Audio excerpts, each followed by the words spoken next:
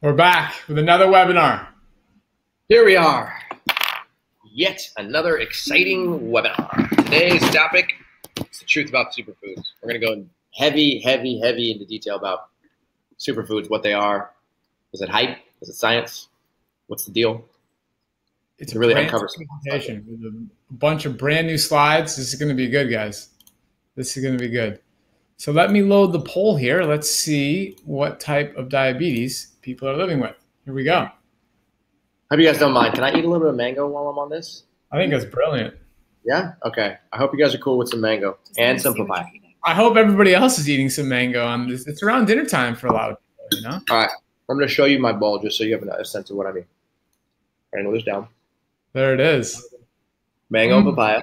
Man. I'm about to go do some exercise after this webinar, so I want to make sure I'm fueled up properly. It's brilliant. That stuff looks good, man. Yeah, it's tasty. Nothing like Costa Rican mangoes, man, I'll tell you. Yeah. Hey, Costa Rican papayas are pretty special, too. This is true. We have plenty of those at the retreat. It's good times. All right, in the chat box, let us know where you're coming from and vote in the poll and tell us if you have diabetes, if you don't have diabetes, what type of diabetes. We want to hear from you. So we got Patricia's asking, is it lunch or is it dinner? This is, I think we'll call it a snack. What do you want to call it, Cyrus? Call it a pre-workout snack right there? This is a pre-workout snack. Yeah, I'll probably, instead of having like one large dinner, I'm going to have a small meal before, then I'm going to go play. I'll play for like an hour. I'm going to lose like 2 liters of water easy because it's hot here. And then I'm going to come back, hydrate, and probably have just another small meal before I go to sleep. So we'll call it dinner number 1. There we go. There we go. Torrance, California. That's very close. Hey, there was a legendary lecture given in Torrance, California by Cyrus Kambata one day on YouTube. We got a type 1 from Phoenix. We got somebody from Chicago. More California, Bay Area. Patricia, you have by far the funniest comment of all here. You say, "Did you share your snack with the monkeys?" That's great. That's a phenomenal question. Yeah. In fact, yes, they're sharing with me. We took it from them. That's so great. That is so great. Monkeys here in Costa Rica are hilarious because what they'll do is they'll climb to the top of a mango tree, and usually there's like a whole family of them, so like 4, 5, 6 of them. They'll get to the mango tree. They'll hang upside down by their tails. They'll start picking mangoes off the tree. They'll take one bite of a mango. And a lot of the times they're like not fully ripe. So they'll take one bite and then they'll just throw the mango down. So you're sitting down on the ground and all of a sudden a mango will fall. And then 20 seconds later, another mango, and then another mango, and another mango. At a certain point, you're like, oh God, I get out of the way. Because these mangoes just start coming down pretty frequently. It's really cute to watch. It's terrific. It's terrific. Let's see here. What else we got in the chat box? Long Island, New York. Woodland Hills, California is very close. Somebody from Canada. New York City in the house. Indio, California. We got a lot of people from California today. I like that. That's great. Indio, that's home to some of the best dates on the planet right there. Wow. Lucky. I can't wait for fresh dates to come back. It's right around the corner. Mm-hmm. Yeah. All right, let's check that poll, see what we got. Okay. Sandra is back from St. Cloud, Minnesota. I love Sandra's consistency on these webinars. That's terrific. All right, poll, we have 8% with type 1 diabetes. We have 54% with either prediabetes or type 2. And we have 30% that do not have diabetes and 6% where a loved one has diabetes. So there you go. Okay. Fantastic. Love it. Okay. Officially finished stuffing my face. Here we go. All right. So why don't we do this? If you guys have a question at any point during the presentation, just type your question directly in the chat box. We have a whole team of people that are going to be reading these questions, and we want to get to them at the end in the Q&A section. So feel free. Don't be shy. Put your questions in there, and we'll be able to get to them. So if you guys are ready, there's about 320 of you guys in the room right now. So if you want to get started, we can go. What do you think, Robbie? Let's get it started. Here we go. Just ended the polls. Let's focus on the presentation. Okay, here we go. Somebody's asking a question about lectins already. Don't worry, we'll answer that in the chat box. All right, is my full screen here? You are full screen. Beautiful. Okay, so today we're going to be talking about superfoods. The truth about superfoods. Are they marketing hype? Are they real? Are they not real? What makes a superfood a superfood? There's a lot of really interesting information in today's webinar. So here's what we're going to cover. Number one, what exactly are superfoods? Okay, is there like a definition of them? And if so, what is it? Then we're going to talk a little bit about nutrients, because this term nutrient gets thrown around a lot, but I want to really define it and spend a little time understanding what a nutrient really is, because it can be confusing. We're going to talk about antioxidants, because they're very, very, very important. And then we're going to talk about what powerful superfoods are on the market today. And then we're going to talk about, how you can integrate the world's most powerful superfood into your diet. We're going to show you all about that. And we also have a very exciting bonus for you guys today. This is brand new, never, ever been released in the history of the planet. And so if you guys are here to the end, you'll be able to see exactly what this bonus is. And I have a strong suspicion that you're going to like it. So here I am. For those of you who don't know me, I'll give you the short version. I was diagnosed with type 1 diabetes at the age of 22 in 2002. I was a senior at Stanford University, just trying to graduate and move on with my life, studying mechanical engineering. I got diagnosed with type 1 diabetes, and it threw my whole world upside down. So I adopted a low carbohydrate diet because that's what I was told to do. And in so doing, I ended up developing very, very low energy. I couldn't exercise as well as I wanted to. My blood glucose was a roller coaster, and I felt terrible. So I switched over to eating a plant-based diet that was high in carbohydrate and low in fat, based off of some preliminary research that I had seen. And under the guidance of a very, very smart and wise man named Dr. Doug Graham, he showed me how to adopt a low-fat plant-based whole food diet and transform my health from the inside out. So here I am 15 years after that transformation. I went to graduate school to study nutritional biochemistry for 5 years as a PhD so that I could understand the nitty-gritty details of what the heck happened to me. So what happened to me? I switched over to a plant-based diet, and all of a sudden my carbohydrate intake went through the roof. I started eating 500, 600, 700, sometimes as much as 900 grams of carbohydrate per day. And my insulin use was coming down. It didn't make any sense to me. I couldn't understand why I was eating more carbohydrate for less energy, because the doctors told me the exact opposite. And in that process, my A1C fell. It came down from, I think it was at a 9 to begin with, and then it fell into a 7, and then a 6, and now it's in the non-diabetic range all day long, every day. I've cut my insulin use dramatically. I feel like $1 million, and I've been running Mastering Diabetes with Robbie now for about 1.5 years, and we are loving the opportunity to help thousands of people around the planet. All right, there it is. Okay, so my name here is Robbie Barbero, also known on social media as Mindful Diabetic Robbie.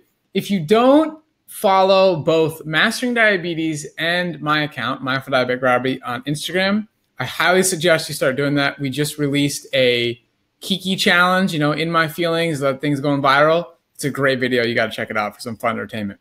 Anyways, I'm also living with type 1 diabetes. Been living with type 1 for over 18 years. I was diagnosed when I was 12, just about to turn 13. And over the years, I tried many, many different diets. The low-carb animal-based, low-carb plant-based, where it was lots of oil and nuts and seeds. And nothing got me the results I was looking for. And just like Cyrus, I eventually came across Doug Graham. Absolutely changed my life. And I started eating a bunch of fruits and vegetables. In this picture, you can see I have a big plate of figs. And yes, you can absolutely eat as much fruit as you want on the program we teach at Mastering Diabetes. And over the time of when I started to eat fruits and vegetables and greens in abundant quantities, my insulin sensitivity improved dramatically. That's one of the core teachings here at Mastering Diabetes, is how to reverse insulin resistance. So even when I was eating a plant-based low-carb diet, my ratio was roughly 3 to 1. So every 3 grams of carbohydrate I would consume, I would need 1 unit of insulin. And now It's improved dramatically. It's over a 24-hour period. For every 18 grams of carbohydrate I consume, I need about 1 unit of insulin. So dramatic improvement right there. And I'm active every day now. I feel amazing. And I love sharing all this powerful information about superfoods and plants and why it's magic and how you can experience the same benefits. So just like Cyrus said, we've been doing Mastering Diabetes for a little bit over a year and a half now and loving every single moment of it. So glad to have you guys with us tonight. It's going to be an epic presentation. All right. So here we go. First question. What exactly is a superfood? If you have any idea what a superfood is, please type it into the chat box now. Okay. I know you've heard the term. You've seen it on the internet. You've seen it at the grocery store. Your friends have told you about it. Maybe you've seen it on the television. Maybe you've heard about it on the radio, okay? People throw this word all over the place. Oh, it's a superfood. It's a superfood. You should eat this. It's a superfood. What the heck is a superfood? I want to see your responses. What do you see?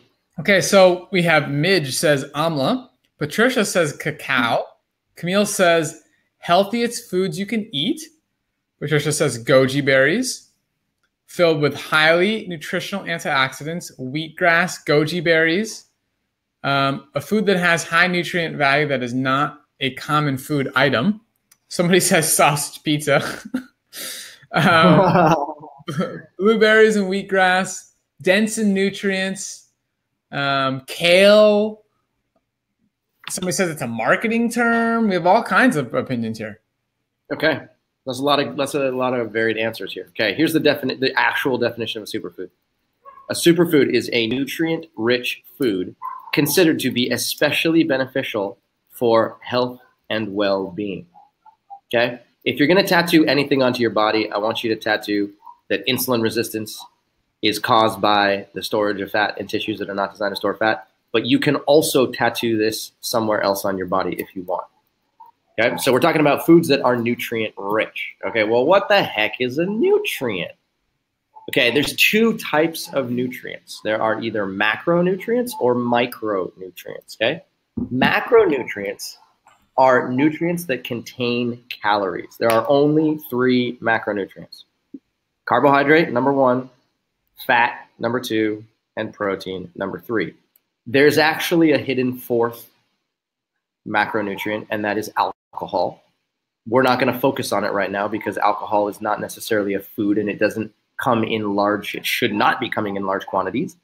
And therefore, as far as nutrients that you will find in food, predominantly carbohydrate, fat, and protein. So those are your macronutrients. Your micronutrients are nutrients that contain 0 calories. By definition, a micronutrient cannot contain calories. So these micronutrients include things like vitamins, minerals, fiber, water, and antioxidants. We're going to go into a lot of detail today about what antioxidants are.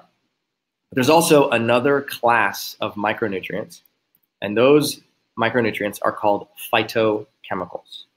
So the term phytochemical means plant compound. Phyto is Latin for plant. Chemical is not Latin, but chemical basically in this context means compound. So phytochemicals are plant-derived chemicals or compounds that play a role in either the growth of a plant or in its self-defense against things like competitors, pathogens, or predators. Okay, so phytochemicals are really, really, really powerful compounds, and they're present in all types of plants, and they give plants a characteristic color, texture, flavor, shape, you name it. Okay, the phytochemicals are all over the place. And it turns out the phytochemicals are actually biological powerhouses. Okay, so if you see here on this image here, you'll see that broccoli, as an example, has a class of phytochemicals known as sulforaphanes. Okay, that's not just, that's just one phytochemical that you'll find in broccoli. There are literally thousands, if not tens of thousands. These are just the ones that science has discovered to be important. Okay, garlic has a different one, which is a sulfide compound, contains 2 sulfur atoms. Green tea has this this really long name that's not even worth going into here. Okay, honey has caffeic acid and phenylethyl ester. Okay, We are not actually advocates of consuming honey. I'm just putting it up here because it's an example of another food that contains phytochemicals. So you can see, they're all over the place, regardless of the color, the shape, the size, the texture of plants. It's everywhere. Okay. And these phytochemicals are, think of them as, anything from insect repellent to growth inhibitors to growth promoters to sunscreen. Okay. Plants, just like human beings, okay, plants have to protect themselves against the sun because too much UV radiation can harm the plant and kill it. So some of these compounds actually absorb UV radiation, and they're specifically designed to protect the plant against getting sunburned. Some of them are insect repellents. Okay, some of them in you can improve your insulin sensitivity. They can improve the function of your brain. They can decrease the risk for developing thrombosis. Some of them are antimicrobial, not only in the plant itself, but in you. Some of them can help reduce your cholesterol. Some of them can boost your immune function. They're unbelievably powerful. Now, when it comes to animal products, okay, animal products contain a lot of macronutrients, okay? They're macronutrient rich, meaning there's a good quantity of carbohydrate and or fat and or protein that you will find in animal products. And they are micronutrient poor, which means they don't have very many vitamins, minerals, fiber, water, antioxidants, and phytochemicals, okay? So that's why animal products we're gonna put them into this category here where you can get a lot of calories out of them, but you can't get very many micronutrients, and that is a problem. Versus plants. Plants are the exact opposite, okay? Plants are macronutrient poor, meaning they do contain carbohydrate, fat, and protein, but just like Robbie went into in mad detail in last week's webinar, plant foods tend to be a lot more calorie dilute than animal products. So the same weight of a food, the same weight of hamburger versus beets, you'll end up with less energy from the beet than you will find in the hamburger because they have less energy density or less calorie density. So as a result of that, plant foods tend to be, on average, macronutrient poor in comparison to animal products, but micronutrient rich and micronutrient extremely rich. And that's one of the most incredible aspects of plants. Okay, so let's delve a little bit into antioxidants because you probably read about antioxidants, you hear about them, you see them all over the place. And most people know that they're important compounds, but what the heck do they do? Okay. Antioxidants are a subgroup of phytochemicals. So what that means is that the umbrella is phytochemicals, like we showed you earlier. There's a whole bunch of different colors and shapes and compounds and textures. Within this phytochemical family, you have things called carotenoids, and these carotenoids are things that you find in carrots. You find them in tomatoes. You find them in things that are generally orange or red colored. And these carotenoids, like I described earlier, they're predominantly there to absorb UV radiation and protect the plant against sunburn. You've got alkaloids. You have organosulfur compounds, which you find a lot in things like onions and garlic. They kind of give them this very pungent flavor. Then you got tannins. You find that in grapes. You got coumarin, still beans, flavonoids. You got phenolic acids. And then within this flavonoid category, you also have other types of long, confusing names, okay? Antioxidants are all over the place. And that's the beauty of them, is that some antioxidants are carotenoids, or should I say some carotenoids are antioxidants. Some alkaloids are antioxidants. Some tannins are antioxidants. Some flavonoids, some organosulfur compounds, some phenolic acids. So antioxidants are sort of distributed all throughout this whole spectrum right here. And as a result of that, there's many different species names. Now, what you're looking at is a picture of mitochondria. Mitochondria exist everywhere in your body. Okay? They're in your brain, they're in your heart, they're in your thyroid gland, they're in your muscle, your liver, you name it. Cells use mitochondria to generate energy. They're the power factories inside of cells that are responsible for making this stuff called ATP, and those cells use ATP to stay alive.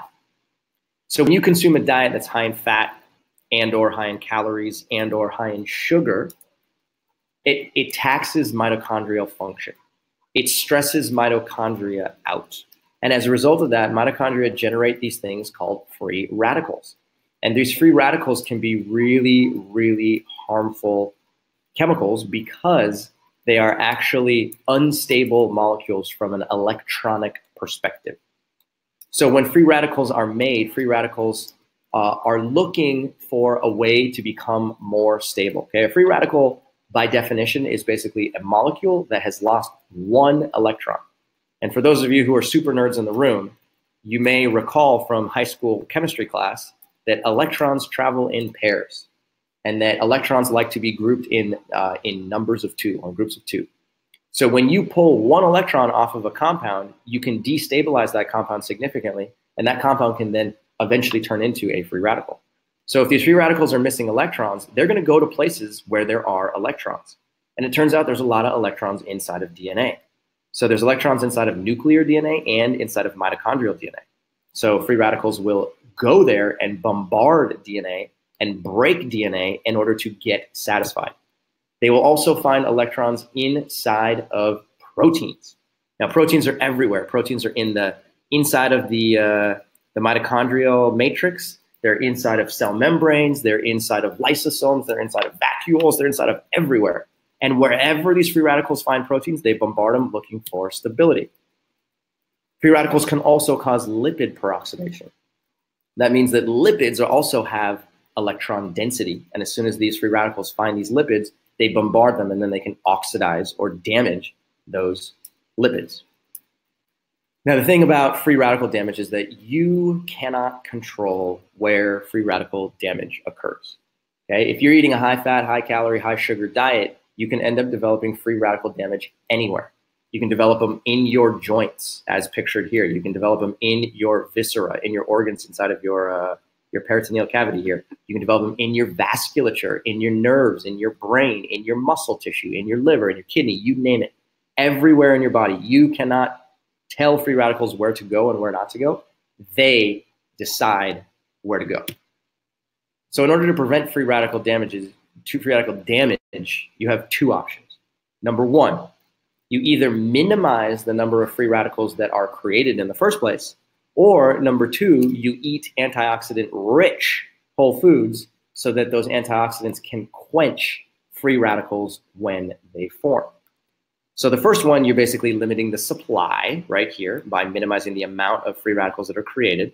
And the second one is you limit the damage, which is by you quench them when they do exist. So again, we go back to this picture. High fat, high calorie, and or high sugar causes free radicals. If you eat an antioxidant-rich diet, these antioxidants, pictured here in green, they come and they quench these free radicals. Literally, antioxidants are electron donors. They have thousands of free electrons. And as soon as they run across a free radical, they go, hey, free radical, free radical, free radical, you want some electrons? And they go, sure. And then they give them. And the reason they do that is because they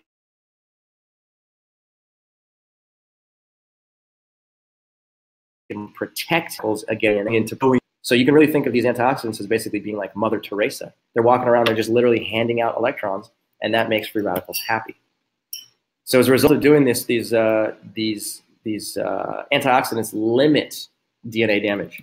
They limit protein oxidation, and they limit lipid peroxidation. And that's all good news for you. So from here on out, anytime somebody says the word antioxidant, just think about this. Antioxidants quench. They quench free radicals, and they limit oxidative damage or oxidative stress. That is their job. They are the Mother Teresa of the food world. And when they go handing out electrons, that is a good thing for cells all throughout your body. Now, it turns out that there's actually some research that goes into mad detail about the antioxidant content of foods that are easily available in the marketplace. So one of these papers studied 3,100 foods, beverages, spices, herbs, and supplements that are commonly purchased in the United States, and went through and they cataloged the antioxidant content of all 3,100 of them. And one of the things that they found was that plant foods, on average, contain 64 times the amount of antioxidant content than animal foods, okay?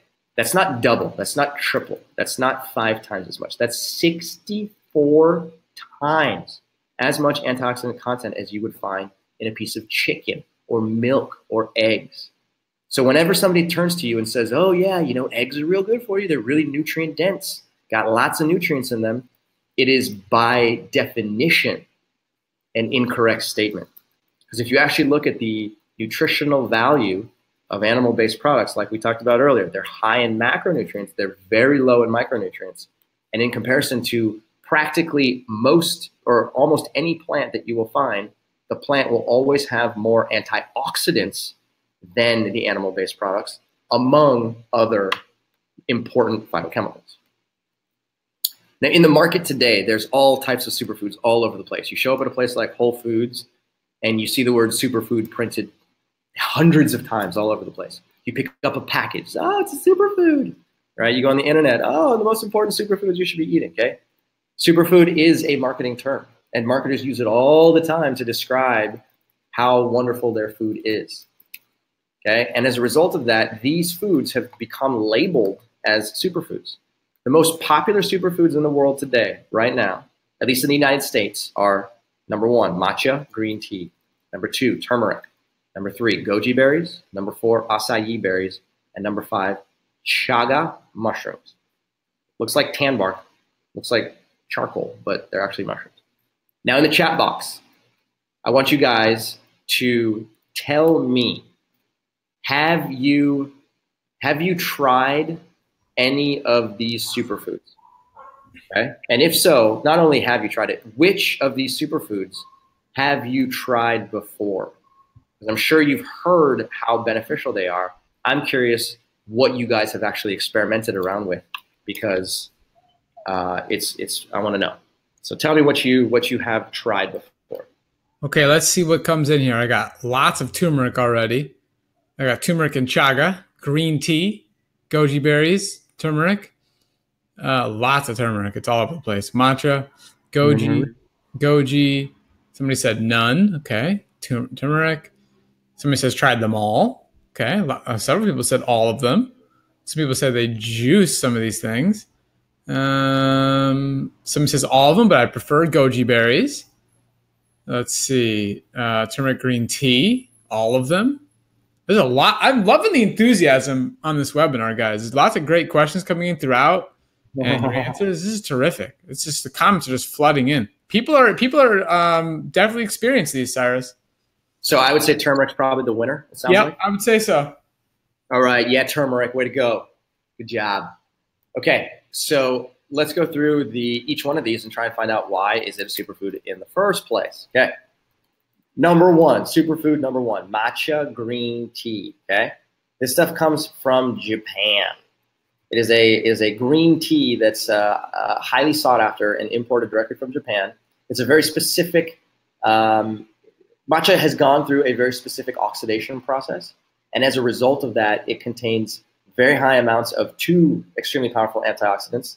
Don't worry about the names. They're called catechin and EGCG.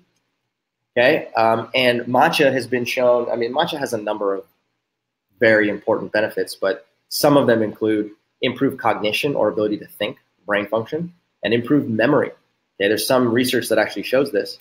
And a lot of people report that it increases their energy levels and it boosts their immune function, and they become more resistant to things like respiratory dysfunction, colds, flus, and you name it.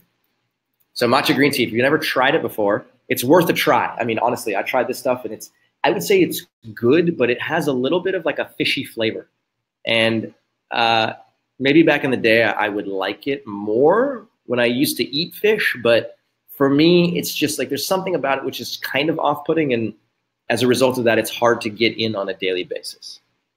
So that's my personal report on matcha. Number 2, turmeric.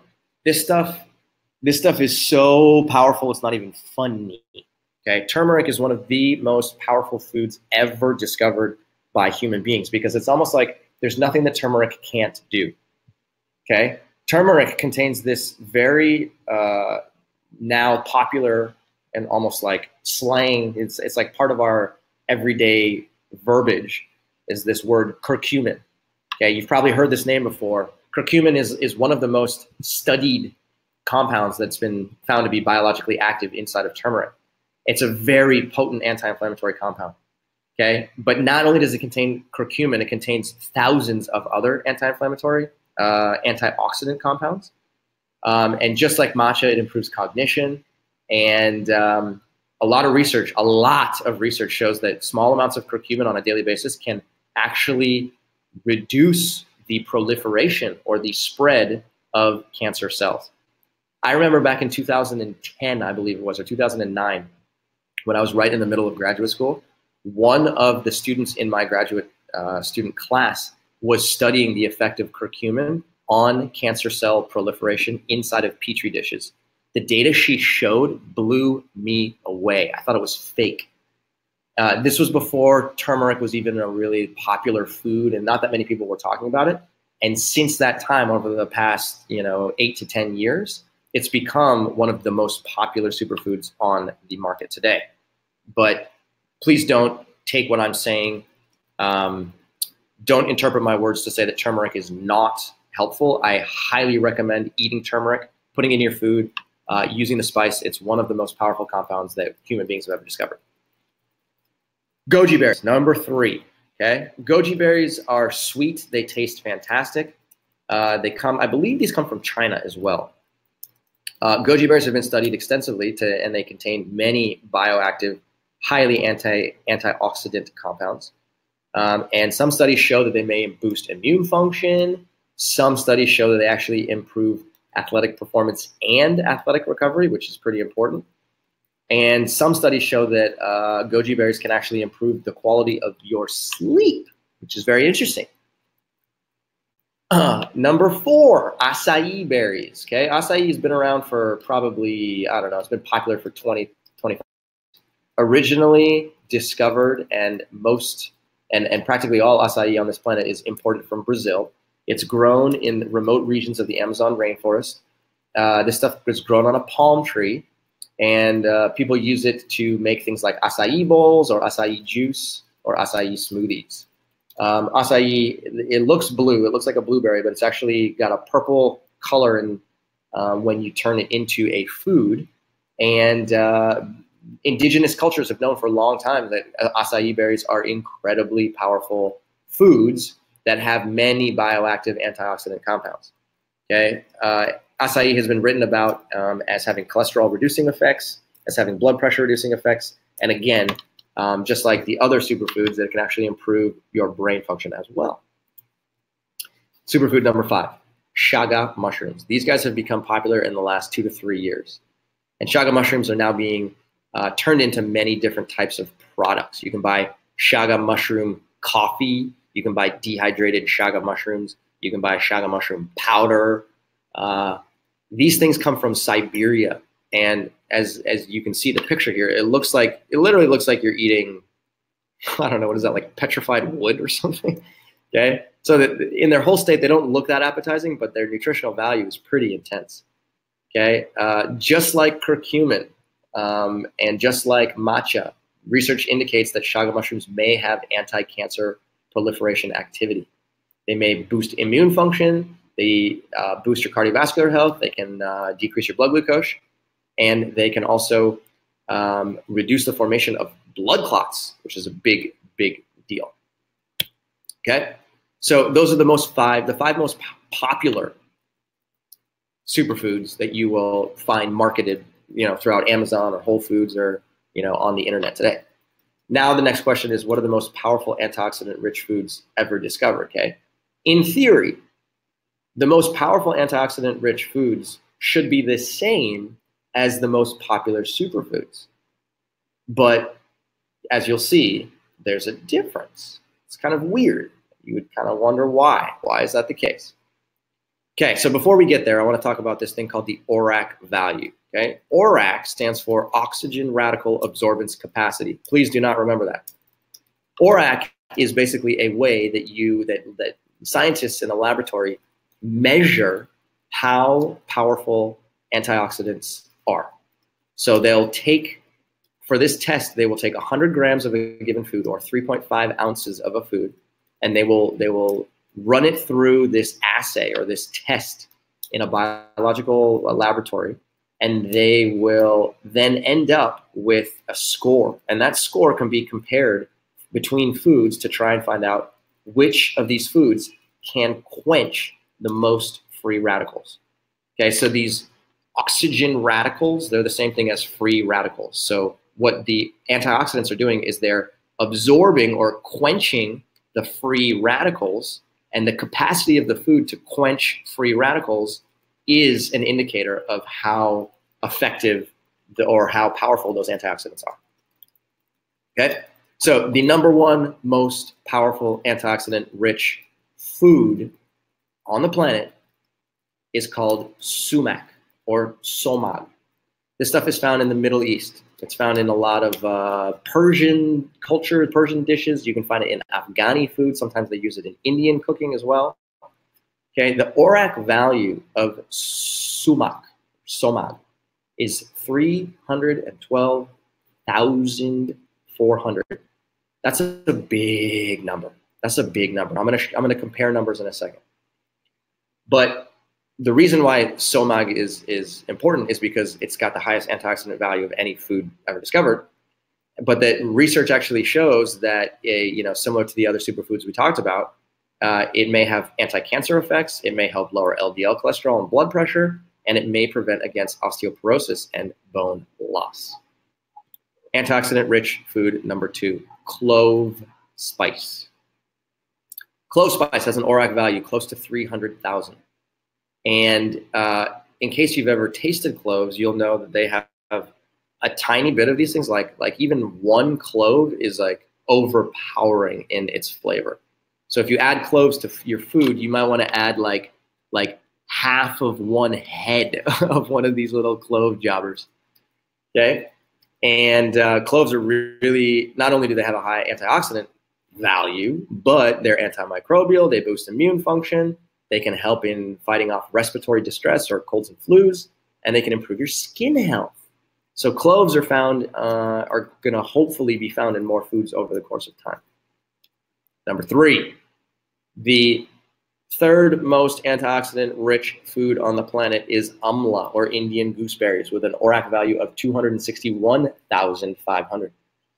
Now, amla, and I'm going to go into a lot of research about amla, has shows that amla can reduce your blood glucose and your LDL cholesterol. It can improve your skin, your hair. It's antimicrobial. It improves digestive function. It's almost like there's very little that amla can't do, and we'll go into that in a little bit of detail here. Antioxidant-rich food number 4, oregano spice. ORAC value 175,000 and then some.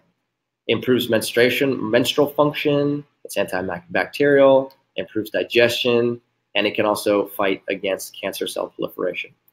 And finally, antioxidant-rich food number 5, rosemary spice. Who would know? Rosemary, that stuff that you put in all of your Thanksgiving food, that stuff has an ORAC value of 165,280.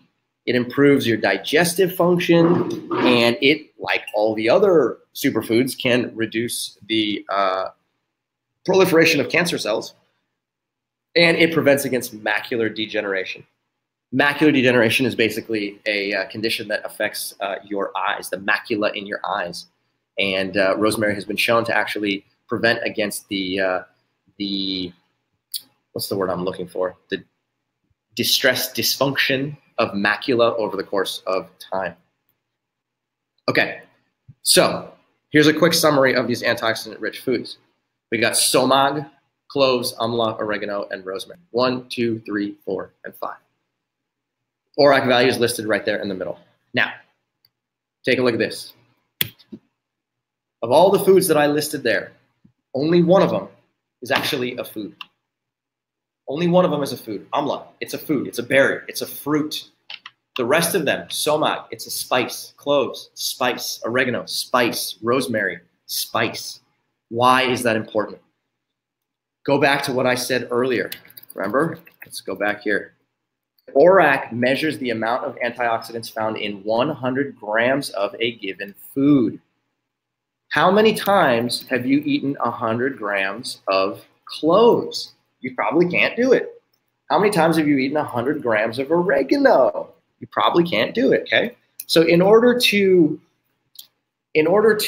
get an appreciable quantity of antioxidants into your body, it's necessary to eat approximately, it's necessary to eat a sufficient amount of that food. And it's just hard to eat enough somag or cloves or oregano or rosemary. And it's easier to eat something like amla because it's an actual berry. Okay, so that's why we refer to amla as being the #1 most powerful antioxidant-rich food on the planet, because that's truly what it is. It's a fruit. It's a fruit. It's a food versus the rest of them, which are spices. Okay, so if you look up on the internet, the 10 most powerful antioxidant-rich foods are listed right here. Dragon's blood. I still, to this day, don't know what that is. Okay, then you got a whole bunch of other stuff, which none of these is a supplement. This is a powder. This is an antioxidant-rich powder. Okay, this is a powder again. This is somag. This is a spice. This is a spice. This is a food. This is a high tannin sorghum bran. Okay, so that's a food. And then you got a spice again. And then you have this standardized extract, which I think may or may not be a food. Point being, of all these listed here, Indian gooseberry is the first food on the list. So amla, Indian gooseberries, have a ridiculously high antioxidant power. Okay, the research has shown over and over and over again that Indian gooseberries are nutritional powerhouses that very few people know anything about. In fact, they're so powerful that they are considered hypoglycemic, meaning they reduce your blood glucose. They're antioxidant. They decrease lipid peroxidation, like we talked about earlier. They're antibacterial. They're antimicrobial. They're anti-ulcerogenic, meaning they can minimize your risk for ulcers. They're hepatoprotective. They protect your liver. Gastroprotective, meaning it protects your stomach. It's pretty impressive to see what this stuff does. Here's the actual list of effects of amla. It protects your heart, your brain, your lungs, your skin, your hair, your immune system. Anti-emetic, okay? It protects you, or it minimizes your risk for vomiting. That's pretty sweet. It's a snake venom antidote. That's my favorite part about amla, to be perfectly honest. Anti-diarrheal, okay? That's all. That's good. Don't want to poop. Don't want to have diarrhea. Don't want to vomit. It protects your liver. Okay, it's anti-inflammatory, general anti-inflammatory. It improves wound healing on your skin. It improves memory. Okay, here it says it's a laxative, but not a diarrheal. This is antimicrobial. It protects eyes. Okay, it's anti-hypothyroid.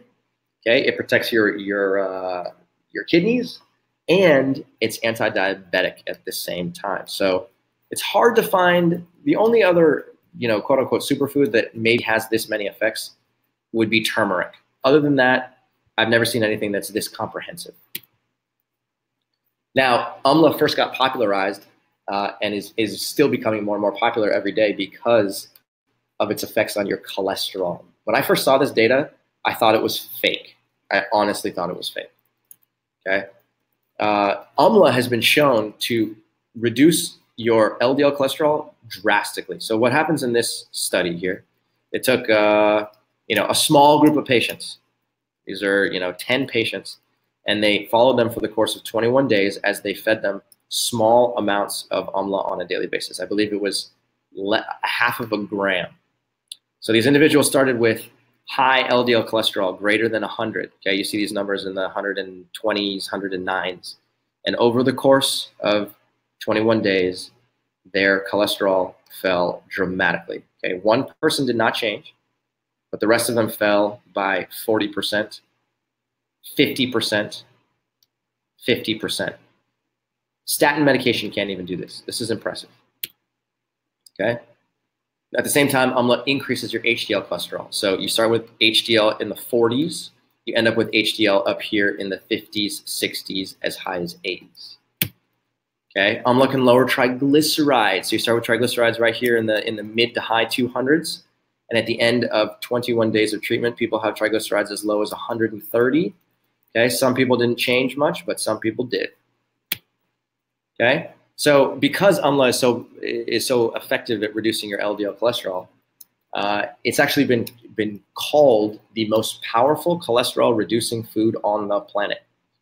If you guys have ever heard of Dr. Michael Greger, who by this point, in my opinion, should be president, he was the first person to, when I met him in person, we were talking about a whole bunch of stuff, and one of them was the power of umla. And he said, oh yeah, it's the most powerful cholesterol reducing food on the planet. And I was like, wow, I did not know that. So then I started looking into the research, and I found that, in fact, this is a true statement. So some studies have actually compared head-to-head just how effective umla is versus statin medication. So in this example, they're measuring simvastatin versus umla. So they took 60 people living with high cholesterol, and they separated them into a group of 40 and a group of 20.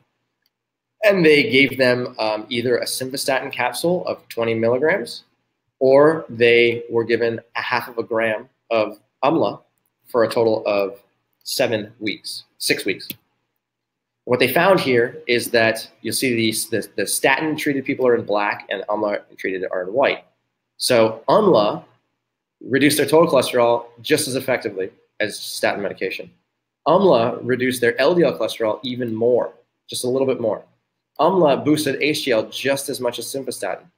Okay, umla did not drop their VLDL, and umla did not drop their triglycerides as much. So you might be looking at this and being like, all right, well, I guess umla can do some stuff, but it can't do everything. But here's the problem. Statin medications have a whole collection of side effects. Some really gnarly side effects that are just not worth it. If you look at the laundry list of side effects that come with statin medications, you'll find that they can increase your risk for a stroke. It doesn't make any sense. They're dropping your cholesterol, but they're increasing your risk of dying from a stroke. You can end up with peripheral neuropathy, which is nerve damage. You can get cognitive impairment, which is dysfunction of brain and spatial recognition and inability to remember things. It can increase your risk for cancer, especially breast cancer. And in men, it can cause erectile dysfunction. Okay, I've only highlighted just a couple of things that I thought were interesting, but as you can see, the list is quite long. Now, if you dig even deeper, what you'll find is that people who take statin medication are at an increased risk for type 2 diabetes. How's that possible? Okay, if you look into the research, what you'll find is that statins increase your risk for type 2 diabetes by approximately 9 to 10%. Okay, so let's see here in this paper, this is a meta-analysis studying lots of people. We identified 175 more cases of incident diabetes in the groups assigned statin medication versus the placebo, representing a 9% increase in the likelihood of development of diabetes during follow-up. Just think about this. You take a statin medication to reduce your cholesterol, but in the process, you increase your risk for diabetes. It doesn't make any sense. Okay, in another paper, they did another meta-analysis here studying hundreds of thousands of people and find here that, don't worry about all these numbers right here, this is the one to pay attention to, the odds ratio, okay? The risk of increasing your chances of developing diabetes go up by 12% in this study. Okay, you take statin medication, you increase your risk for type 2 diabetes by either 9 or 12%. Let's take the middle, call it 10%. Okay, that's enough that I don't want anything to do with this stuff.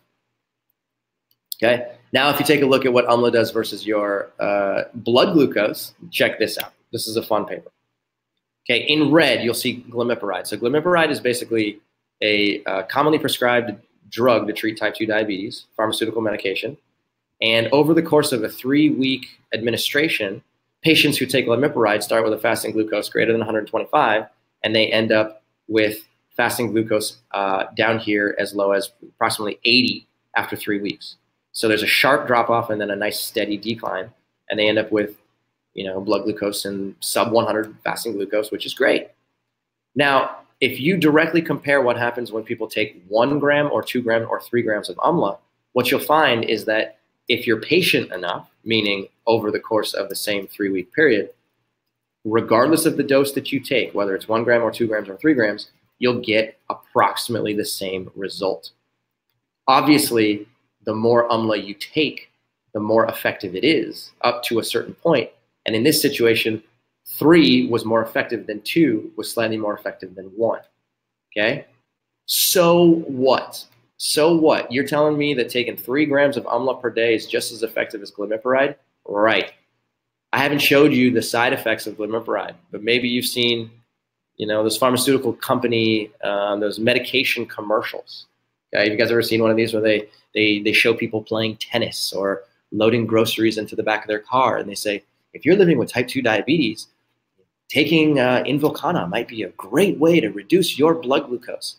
And then they show, you know, people playing tennis and having a good time, and then they go, side effects include, and then they talk for like a minute, and they say side effects include nausea, vomiting, diarrhea, kidney stones, and blah blah blah blah blah blah blah. And they sometimes they say, and in some people have experienced death. Like, what? You're telling me that if I take your pharmaceutical medication, I can actually die from it? How's that possible? Some people develop cancer from these medications. It's unreal how ridiculous these side effects are. And here in this situation, okay, we're talking about a food that has no side effects, okay, only positive effects versus a pharmaceutical medication that doesn't reverse any underlying disease process and only treats your blood glucose values. So now you might ask, well, okay, fine. Well, why isn't amla everywhere? Okay, if it's so good, Cyrus, why aren't you telling me? Well, why don't I see it in the grocery store? Okay, here's why. Number one, amla grows in India. It's hard to import this stuff to the United States. Number two, raw crops can be contaminated with fungus, and as a result of that, it's hard to find a high quality source of amla. Number three, high crop to crop variability. Okay. One crop of amla might have very high potent antimicrobial,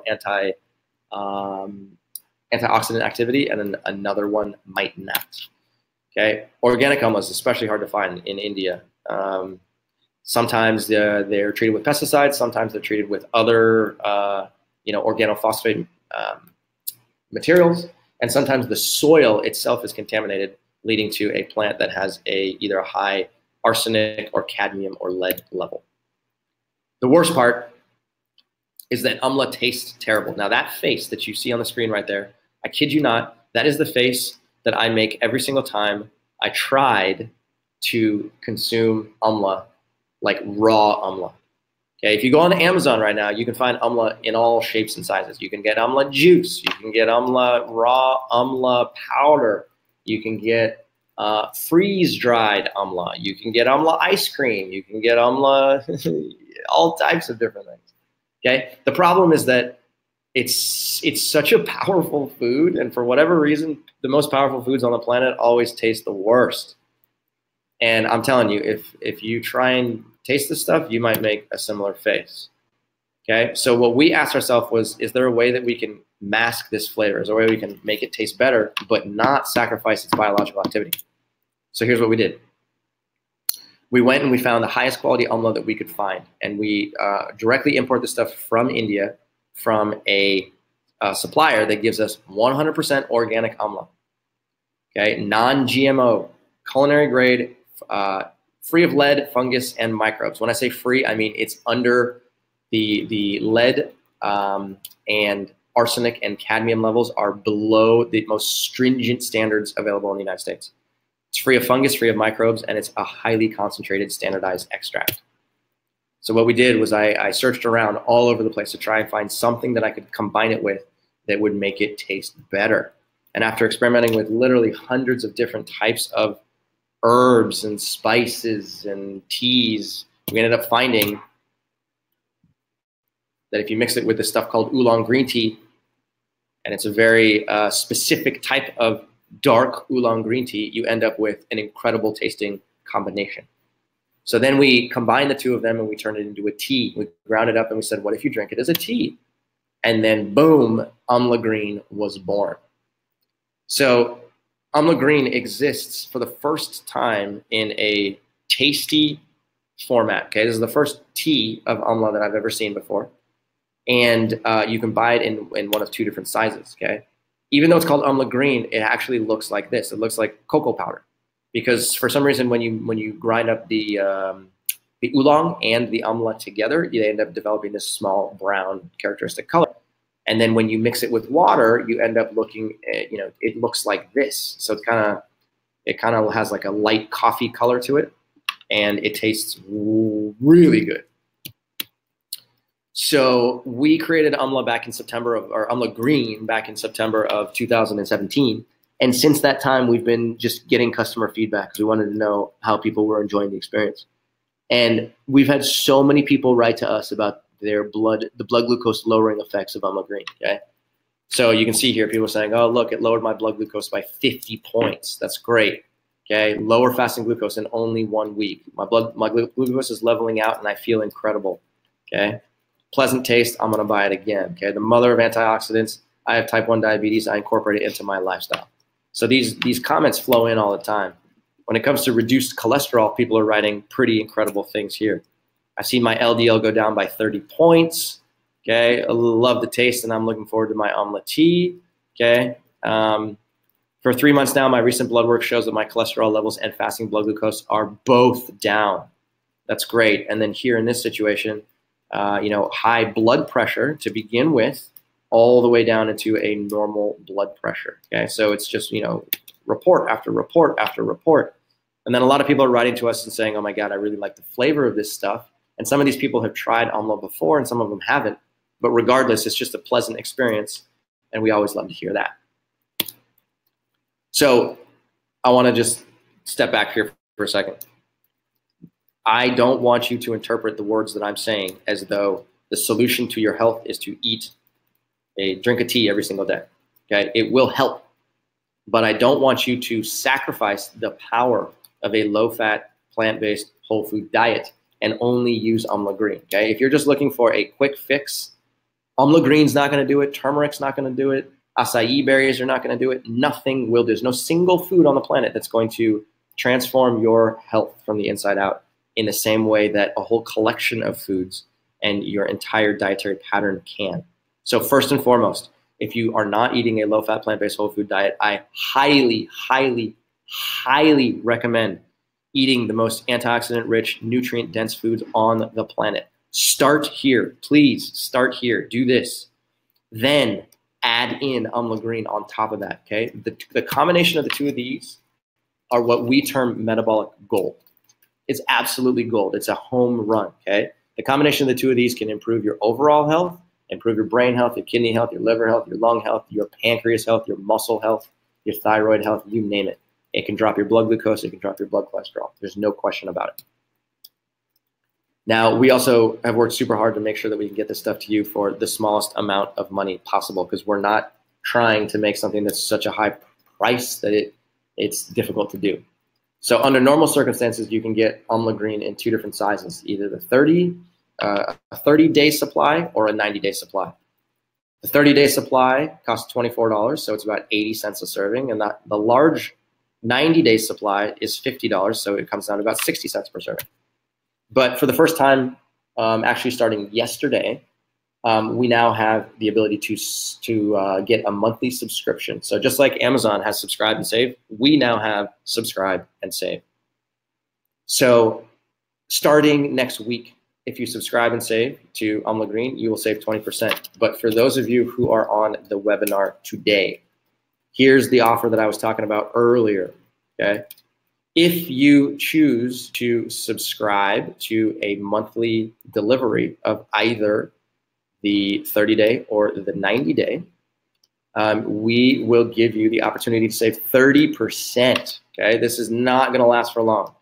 So you can use the coupon code SUBSCRIBEJULY, okay? Write that down right now, okay? Subscribe July. If you use that coupon code, you will save 30% off of the regular price on both sizes, and that discount will last as long as you keep the subscription. So I highly recommend. We're not gonna, I don't think we're ever gonna offer it for this cheap. This is a promotion that we are running right now because we want to give you guys the opportunity to be the first people to subscribe to this product. And just like all the other people whose reviews you saw, this stuff works, it's powerful, it tastes great, and in combination with a low-fat, plant-based whole food diet, it's a no-brainer. So now I'm happy to open it up to questions. Let's go into some of these questions and see what you guys have. Okay, here's the first question I see. Why doesn't the sugar content in eating the high sugar content of fruits create free radicals? Okay, it's a very good question. The question is, fruits have high sugar content, right? So shouldn't that cause, free radical production? Because you said that high calorie, high fat, and high sugar diets should cause that. Here's the thing. I hate to use the word sugar when referring to a fruit. I just hate to do it. Sugar is a misnomer. Sugar is a white crystal that human beings manufacture, starting with either sugarcane or with beets. You take those foods and you process and dehydrate and process some more and cut them up and grind them, and then you end up with this white crystal that we call sugar.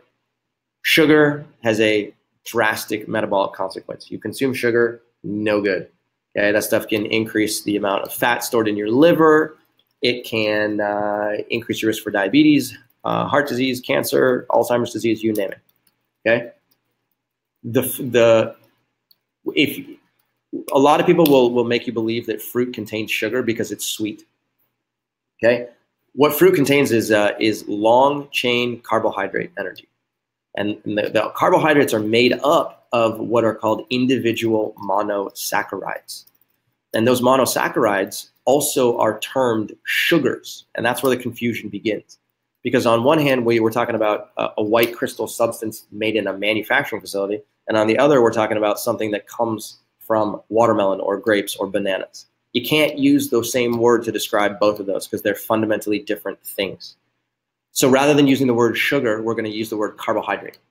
So you find carbohydrates, complex carbohydrates in fruits, and because those carbohydrates come protected with the micronutrients, fiber, the water, the antioxidants, the vitamins, the minerals, the phytochemicals, that's the stuff that acts as instruction manuals that tells your digestive system and brain and liver and heart and kidney and pancreas what to do. Okay, if you're eating just processed refined white sugar, you'll end up with a host of metabolic disorders. If you eat fruit, the fruit comes pre-packaged with a ton of micronutrients, and those micronutrients are required for optimal nutrient absorption and transport and oxidation.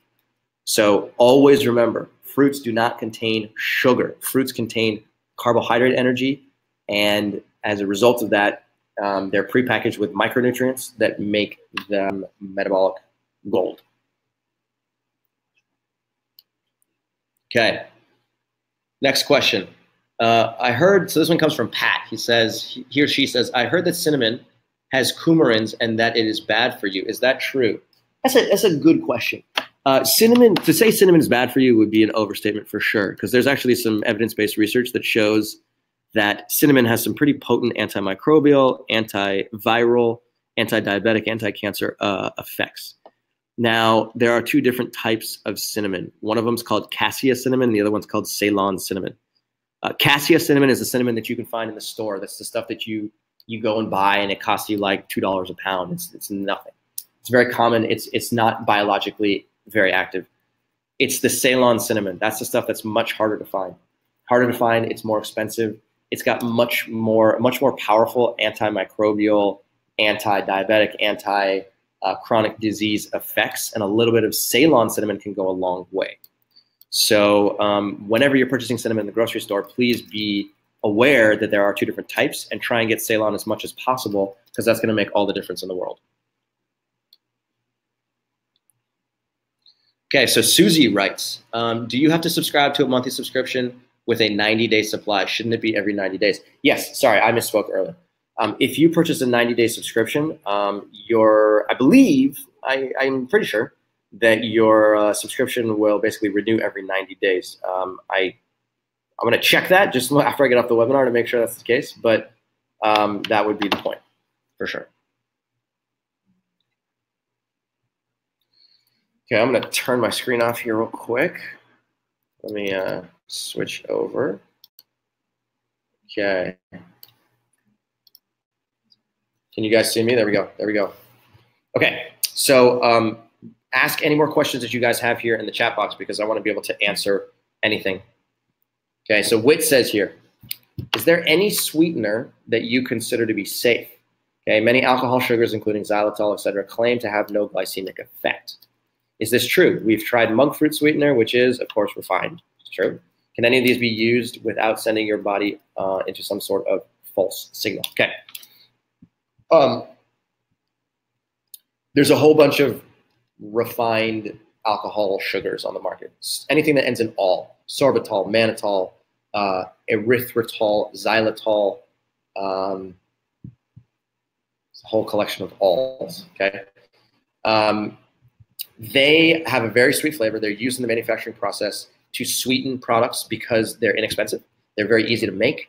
And just like high fructose corn syrup, you put a little bit of it into a food and all of a sudden you can develop a sort of addictive nature, addictive quality to that food.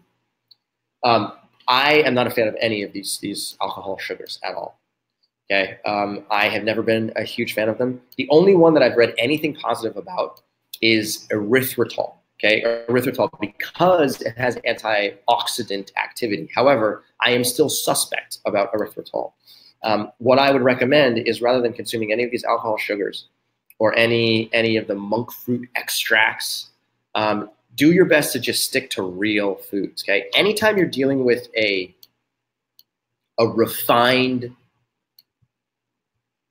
product, you can run into a problem, because the definition of refined means you take the whole food and then you pull things out of it. Okay, you either pull out the water or the fiber or the vitamins and the minerals, the nutrients, the micronutrients, the phytochemicals, and as a result of that, you're left with the essence of that food, or just a small proportion of what that food used to be. And so as a result of that, the stuff that's been removed from that oftentimes is the stuff that provides protection against metabolic disease. And so if you're trying to refine a product into something that just tastes sweet because it tastes sweet, then you could have stripped away all the other stuff that's actually required to protect you against metabolic dysfunction. And in that process, now you're eating something that's sweet that could give you a chronic disease into the future. So that's a long-winded way of me saying, do your best to stay away from all alcohol sugars, high fructose corn syrup, table sugar, Splenda, even something like stevia. Okay, stevia. I'm not a huge fan of stevia. Why? Because it's such a sweet flavor that when you use stevia and you put it on your fruit, even though there's no glycemic effect of stevia or any of these alcohol sugars, it's constantly tricking your taste buds into needing food that's super, super, super sweet. So every time, even if you're eating like a bowl of oatmeal and you put a little bit of stevia on there and you eat it, what you're doing is you're reinforcing this signal that like food should be sweet, food should be ultra sweet. Then when you go eat a banana, you're like, oh, this banana is not very good. Oh, I don't really like this, this goji berry. It's not tasty, right? Because you're effectively getting a shot of dopamine via the stevia. Stevia hits your tongue, it sends a neurological signal to your brain. Brain lights up and goes, oh, that tasted really good. Give me another one. Give me another one. Give me another one. So people that come through our coaching program in Master Diabetes find that as they wean themselves off of refined sugars, and especially stevia, that the food that they're eating starts to taste better. And as a result of that, they get more of an appreciation for it, and they start to really, it turns into a lifestyle change as opposed to, let me just substitute one food for the other. So I hope that answers your question.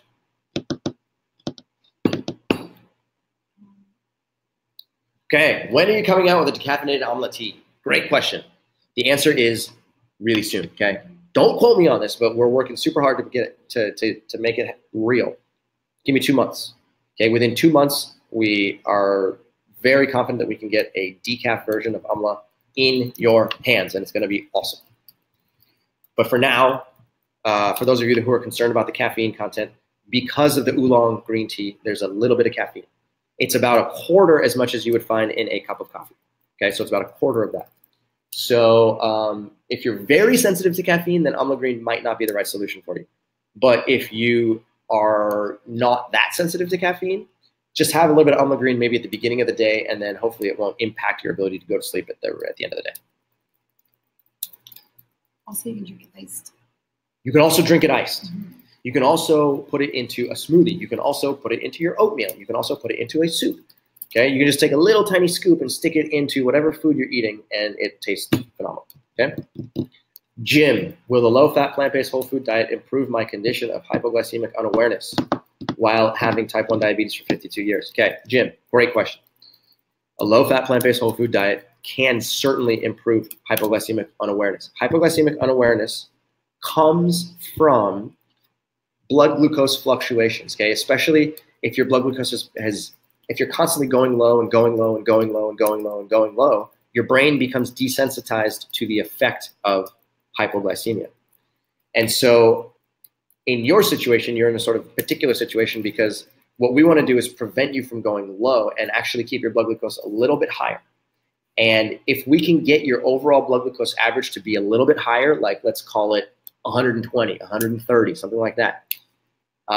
People in the ketogenic world will tell you that that's too high of a blood glucose, but that is not a true statement. And the reason is because if you are eating a nutrient-dense diet, then your blood glucose average can be just a little bit higher than it would be if you were eating a nutrient-poor diet.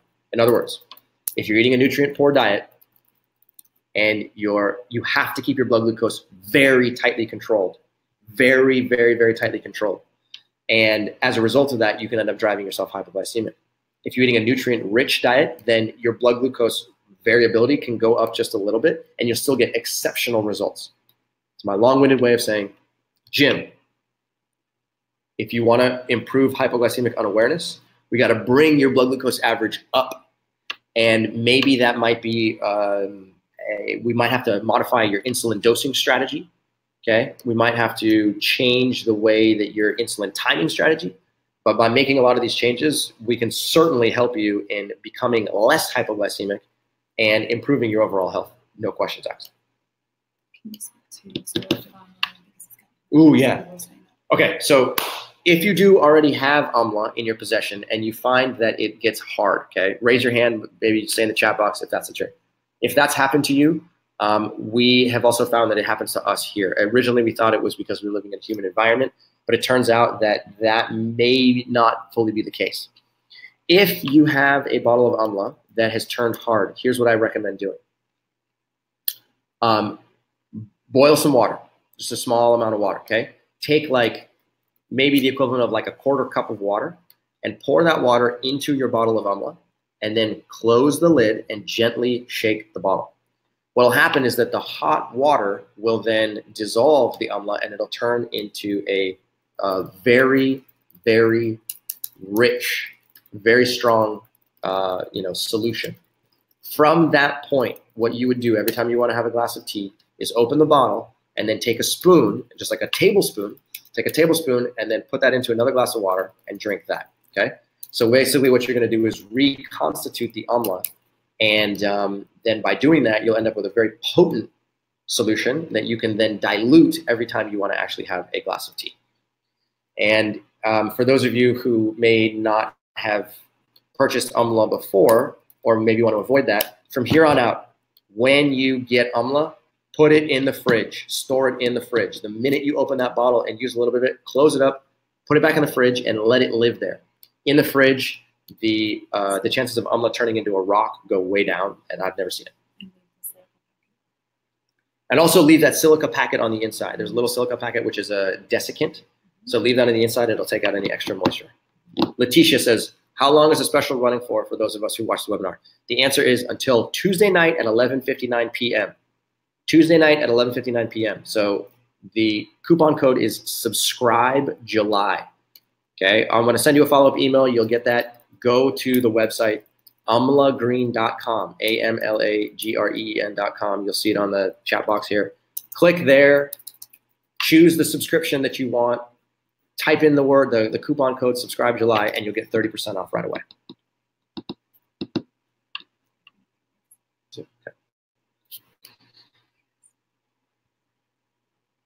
Okay, so it looks like I got to most of the questions here.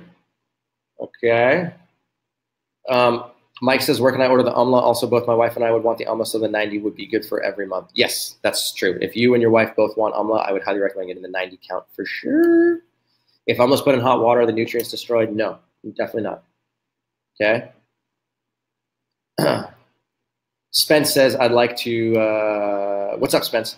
I have 7 months worth of AMLA Green. Can I get the discount in 7 months when I need to buy more? The answer is not with this promotion, but we may run a future promotion at that point. So we will definitely keep you posted. And hopefully there will be a promotion at that point that you can take advantage of for sure. Okay. So there's 379 of you guys still on the webinar. Thank you so much for participating. This has been really fun. I hope that you guys have learned something in this process.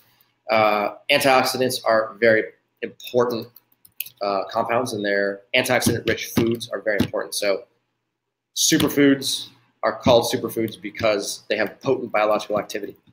Of all the foods that we've seen on the planet, nothing is more powerful than amla at reducing your blood cholesterol and reducing your blood glucose at the same time.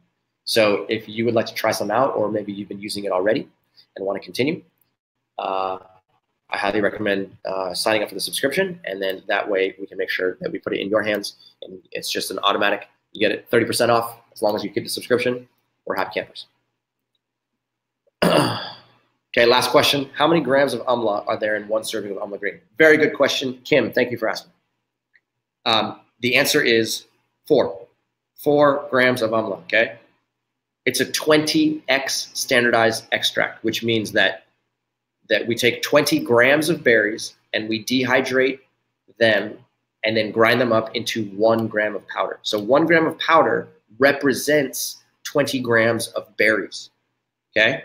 So as a result of that, every scoop that you put into a glass contains 50 milligrams of the actual amla, which multiplied by 20, blah, blah, blah, blah, ends up with, I misspoke. My math is wrong. Point being, every time you use a scoop, you end up with 4 grams of amla berries.